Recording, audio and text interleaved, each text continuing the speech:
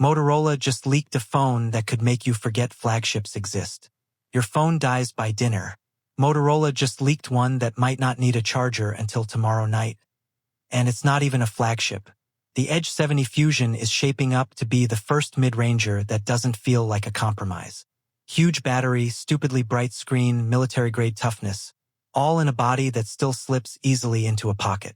The real question isn't, is it good? It's, does this finally make paying flagship prices feel stupid?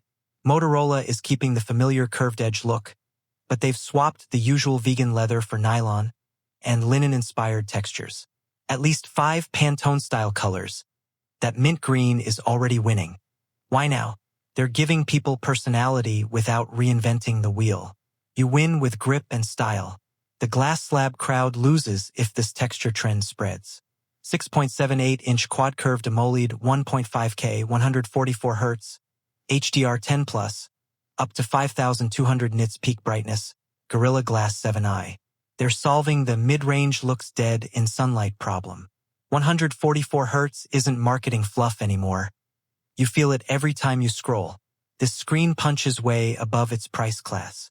7,000 mAh silicon carbon cell with 68W charging. That's not a typo. They're claiming potentially 2 full days of real use in a relatively thin body.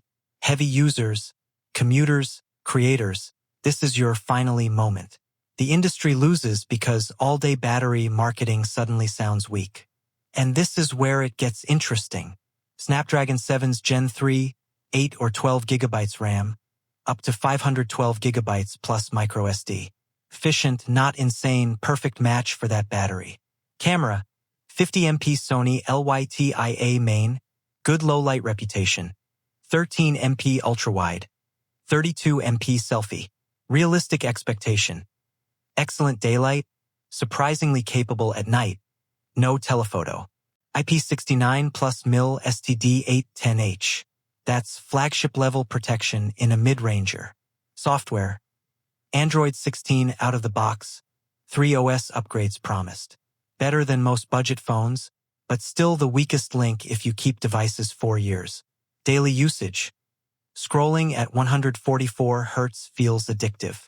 Outdoor visibility. Basically never an issue. Battery reality. Expect 10 to 14 hours screen on time without trying. 2-day life for normal people is very plausible. Camera. The LYTIA sensor should deliver natural colors and detail instead of over-sharpened garbage. Privacy. Less aggressive on-device AI than Pixel, so fewer smart features watching you. Resale. Decent for a mid-ranger, helped by the updates, but still drops faster than flagships after year 3. Long-term, security patches likely 4 years, but features stop earlier. Perfect if you upgrade every 3 years. This is the mid-range fighting back with something flagships can't easily copy. Massive practical endurance without sacrificing thinness. If this succeeds, expect Samsung and Google to stuff bigger batteries into their A-series and Pixel A-series fast. Safe trajectory. Motorola sells millions, forces the industry to stop treating battery life as an afterthought. Risky trajectory, real-world heat or weight issues kill the hype. Unexpected shift.